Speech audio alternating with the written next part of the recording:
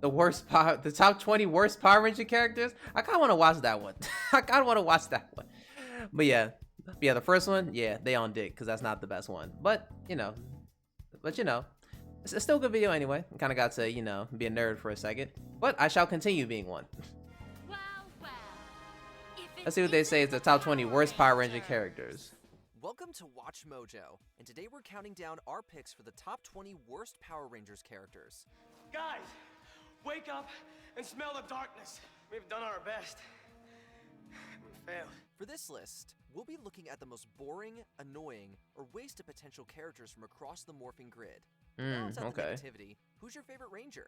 Let us know in the comments below. Number 20, Elgar. Facts. Turbo and Power. This nigga was annoying. God damn. This nigga was annoying. Jesus Christ, I hated him so much. He was annoying. This villain And I hated his voice. was more grating than intimidating. Although Elgar was the nephew and right-hand man to the big bad Divatox, he ruined her plans almost as much as the Rangers did. Most of the time, his dim-witted shtick is played off as a joke, but Divatox's crew didn't need any more comic relief. Give it your best shot. So, you got one too. Well, let's get to it, baby. Honestly, Elgar barely qualified because his jokes weren't even that funny.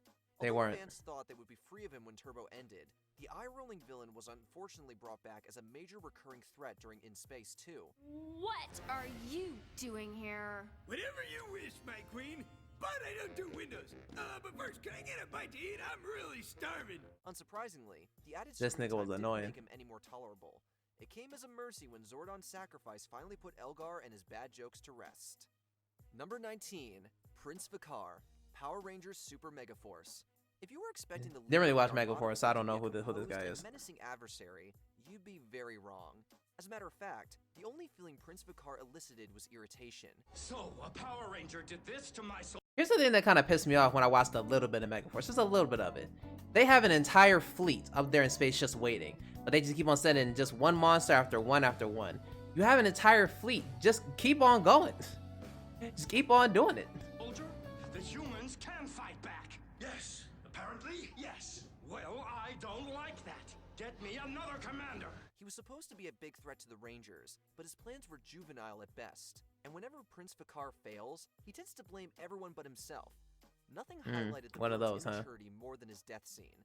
For some reason, he decided to ignore his lieutenant's warnings and face the Rangers himself. You're the one who destroyed Well, that'll do my it. planet. Yeah, so what do you want? An autograph? Naturally, all that act of bravado does is put him on the wrong end of a Megazord fight. It's hard not to cheer. Well, when I guess he Vikar fucked around and found out. for good. Number 18, Taizan, Power Rangers Operation Overdrive. Oh yeah. Alien doesn't exactly scream defender of Earth, but in a baffling Yeah, turn I of didn't events, really the care for Rangers Taizan. insisted upon recruiting Taizan to their side. I remember They're Taizan. still trying to figure out why. Taizan, you heard the Sentinel Knight.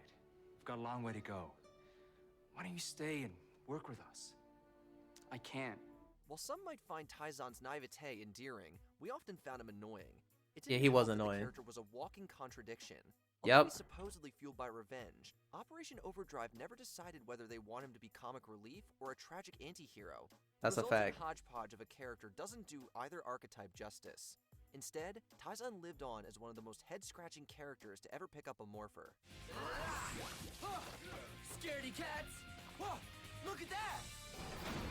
Number 17, Antonio Garcia, Power Rangers Samurai and Power Rangers Super Yo. Samurai. The villainous Master Zandrin made it clear that he had plans to flood the world, but it didn't seem like the nonchalant Antonio understood how serious that threat was. I did want to like Antonio. I'm not gonna. I liked Antonio for a little bit in this one, just because his introduction was cool, and I thought that, and I thought that he himself was kind of a cool character. But then the more and more I watched Samurai, I was like, yeah, you know what? I'm kind of annoyed at this nigga. I'm kind of annoyed at him at this point. Introduced as the Samurai Team's sixth member, Antonio Yep. never quite adjusted to the high stakes of Ranger life. Oh no, didn't mean to play lumberjack. Ah! Even well into Super Samurai, he still consistently failed to take things seriously. Yep. Sometimes, his attitude would cause serious issues for the rest of the team. Unfortunately, the other Rangers didn't always hold him accountable for his failings. Their inaction prevented Antonio from learning from his mistakes. For someone who's supposedly smart enough to build their own morpher, Antonio lacks some serious emotional intelligence. Oh man, don't be such a downer. We just won. Number 16, Dex Stewart, Mighty Morphin Power Rangers. Even though the Masked Rider only appeared in 3 episodes of Power Rangers, he still Oh managed yeah, to I was like, keep oh the yeah, I story's do line. remember him. Most of that blame lies in the fact that he isn't actually a Ranger at all. Yeah, he's not. We're all safe. To fight you another day, Count Dragon. In a behind-the-scenes ploy to build hype for the Masked Rider's English premiere, production company Saban mandated that Dex Stewart appear in Mighty Morphin. Ironically, his inclusion attracted more hatred than interest. Dex is a total wet blanket on the overall story. Even an entire arc centered on him wasn't enough to convince fans otherwise. It's a good thing that the 3-part storyline was the first and last time Dex appeared on Power Rangers. Now, villains, you shall know the power of the Masked Rider and the Power Rangers. Number 15, Chubo, Power Yep. Rangers Ninja Storm. The very last thing LaFleur's team needed was yet another bumbling lieutenant, especially one as grossly incompetent as Chubo. Yeah, I didn't like Chubo. To be Didn't really fair, care for he doesn't Chubo. stay as a lieutenant for long, but that's only because he's quickly promoted to general and given a pivotal role in the Thunder Rangers saga.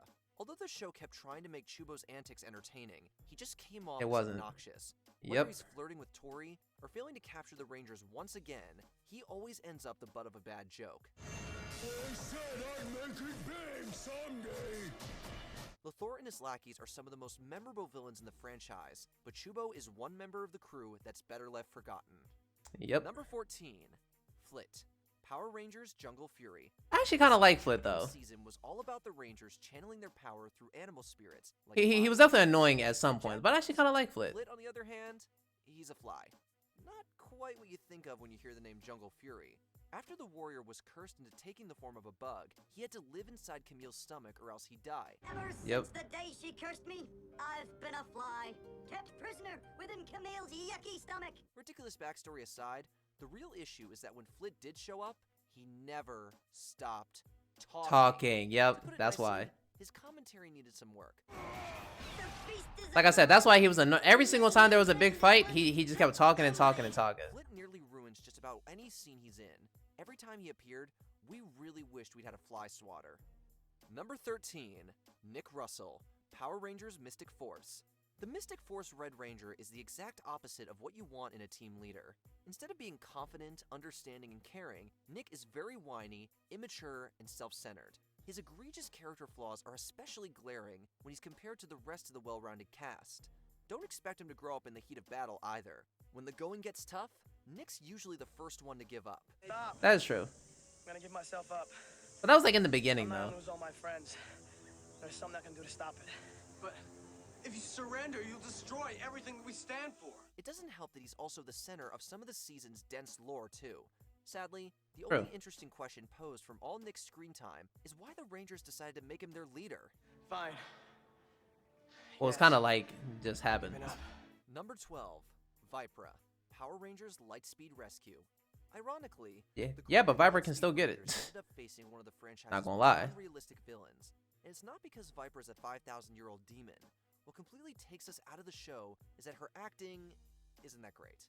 I am It wasn't. Vipra. I'm glad we finally met. It wasn't. I'm not gonna lie. Her acting wasn't that good, but nobody really cares. Like, good, but nobody didn't give a damn. She just looked Lack good. of enthusiasm completely destroys any chance that we'll be intimidated by her. Admittedly, the writing doesn't do her any favors. For someone billed as a main villain, Viper doesn't actually do much. She He doesn't doesn't. even end up being the season's final boss. Nope. Why has the queen summoned me? I don't know, but her transformation is nearly complete. When there were only a few episodes left, Viper was unceremoniously absorbed by the evil Queen Banshira. That turn made it feel like suffering through Viper's flat monologues was pointless. Number 11, Spike Skulovich, Power Rangers Samurai and Power Rangers Super Samurai. Ah, On paper, modernizing some of Mighty Morphin's comedic characters wasn't a bad idea. Unfortunately, Samurai did it by introducing Skull's never-before-mentioned son, Spike. I'll take that. that's fair. No, I got it. This young character had all of his father's most aggravating qualities without any of the charm. While some of the blame fell on Felix Ryan's performance, the script almost seemed to be written so he'd elicit the maximum amount of hate.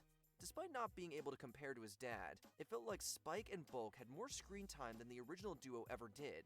The That's kid true. tenor on the show almost managed to It felt like that dent anyway. Bulk and Skull left behind. Gotta get you out of here. But our fans! That's who you pay us to get you away from. Oh, come on, that's not the way it's supposed to be. Number 10, Norg, Power Rangers Operation Overdrive. It's a family name. Yeah, it should.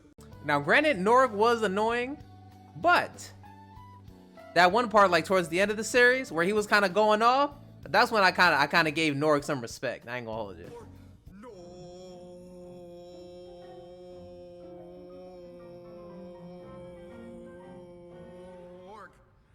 There's Cutesy, there's Bumbling, and then there's Norg.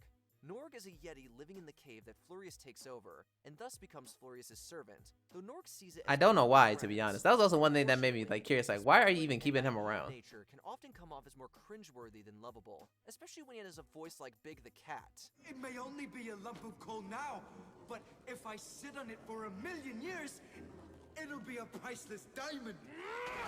Despite all that, Norg's completely harmless, and has helped the Rangers a few times, mostly Yes. because of his friendly nature or his gullibility.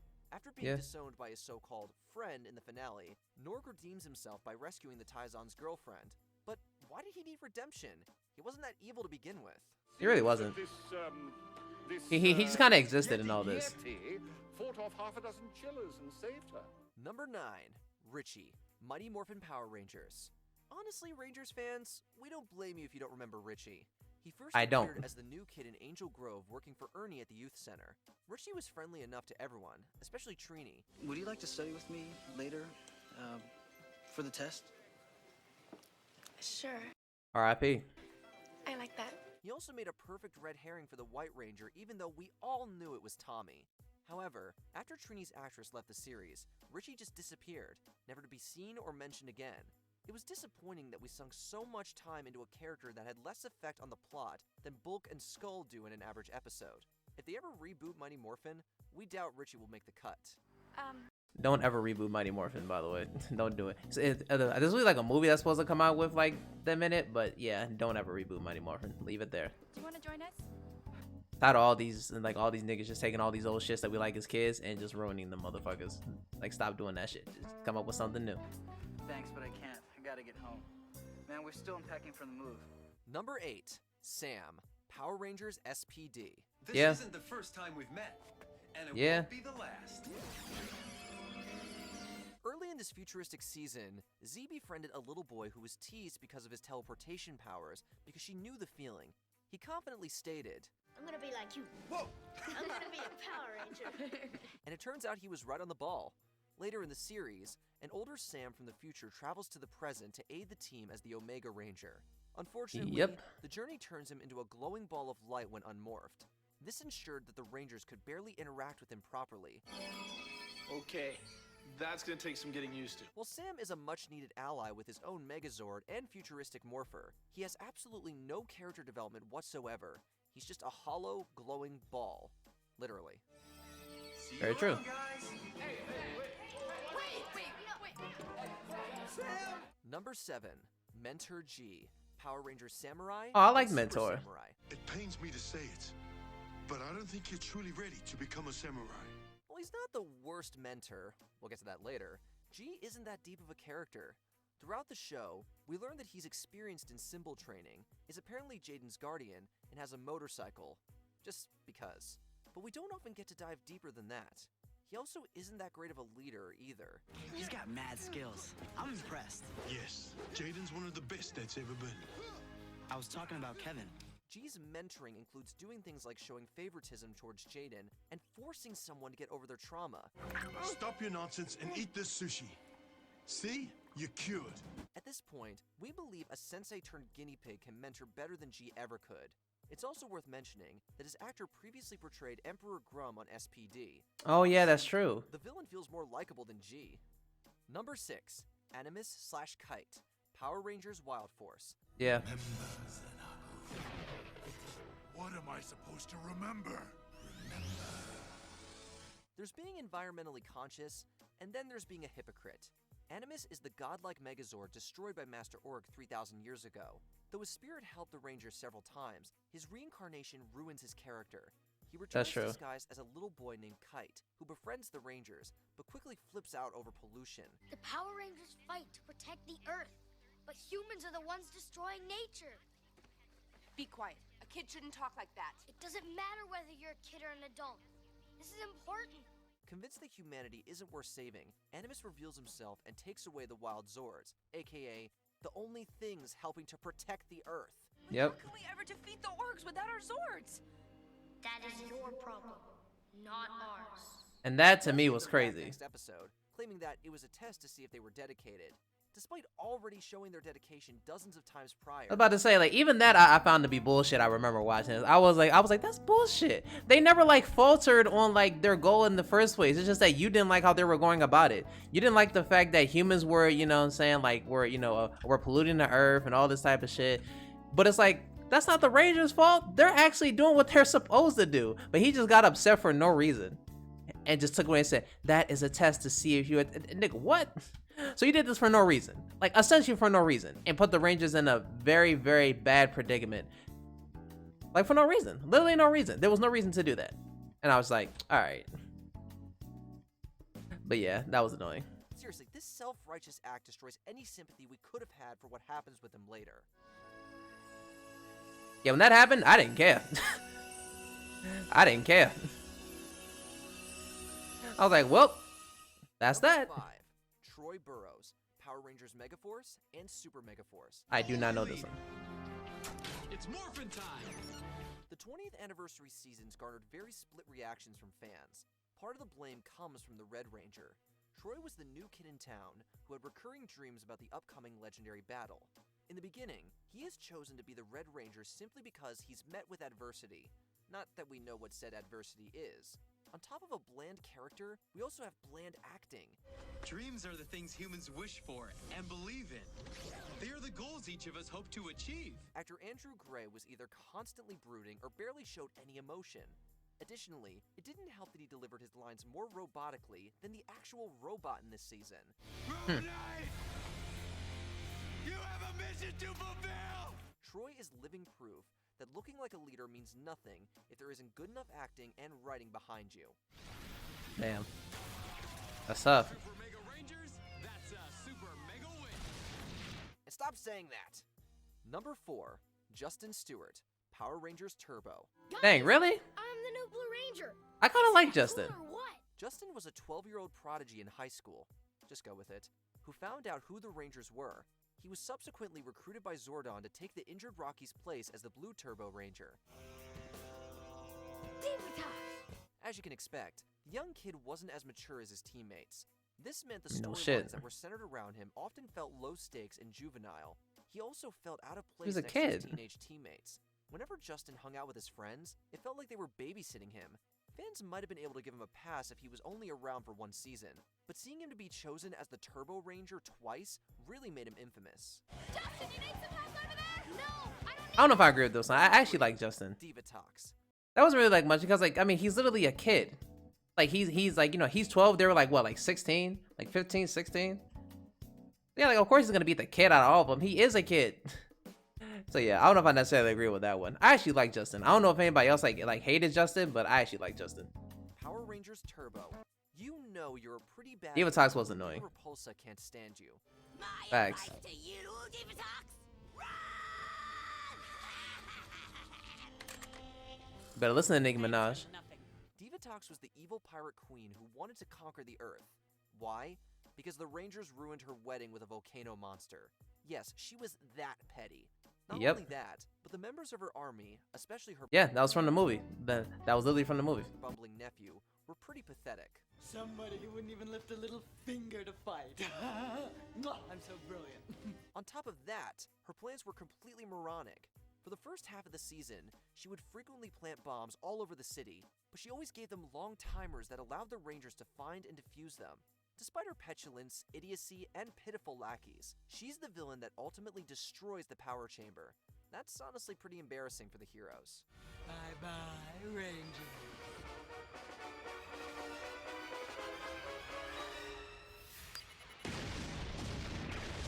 I did forget that she did do that. Dax Low, Power Rangers Operation Overdrive. Actor, lead role. Knowledge of martial arts a must. I never really cared for him, to be honest. Then again, I never really cared for Overdrive like that, so. While there were plenty of things in the Operation Overdrive season we could criticize, one of the biggest issues was Dax, the Blue Ranger. Everything was like a movie to Dax because he worked as a Hollywood stuntman that wanted to be a leading star. Although he wished to be more appreciated, there's not much to appreciate about him. Out of all the monsters that is true. who tried to pulverize us, he was definitely the most sensitive. Dax tries and fails at being the comic relief character. He's constantly mugged, painfully overacted, and made stupid jokes. Hey, if Mac doesn't come back, can I have the Sonic Streaker? Like the majority of his team, Dax is often ready to give up when things get hard. To top it all off, the only development he gets is that he wants to be a director in the finale. We think we'll skip out on his movies. Yesterday's news, Mr. H. Now, I want to direct. Before we continue, be sure to subscribe to our channel and I wonder who ring the number bell one to is. get notified about our latest videos. You have the option to be notified for occasional videos or all of them. If you're on your phone, make sure you go into your settings and switch on notifications. Number 1, Gosei, Power Rangers Megaforce and Super Megaforce. I kind of feel like this was them trying to bring back Zordon in a way. Now, even though I haven't watched all of Megaforce, it was just something that I remember. I was just like, this is them like literally trying to bring back Zordon, and it didn't really work. Gosei, my mentor Zordon placed me here to be guardian of this planet. See? During the 20th anniversary season, Megaforce and Super Megaforce saw fit to introduce another Zordon-like mentor, but that concept ultimately backfired. It just didn't work. Gosei, Zordon's supposed protege. We were a bit skeptical because that's something that he only mentioned in passing. He was apparently billed as the guardian of the Earth, that would only awaken when the Earth was under great threat. So, where was he over the last— I was about to say, where was he then? There's a simple explanation for that. Not only is his backstory incredibly vague, but rather than offer words of wisdom like his mentor, Gosei just hands out new weapons and Zords like lottery tickets. Rangers, your bravery has earned you this new power. He gives one last half-hearted pep talk in the finale and is never seen again. Super mega good riddance. This is our darkest hour, but I have faith in you. Did you enjoy this video? Check out these other clips from Watchmojo, and be sure to subscribe. Yeah, that was them basically trying to bring back Zordon, and it just wasn't it. That literally wasn't it. So, yep.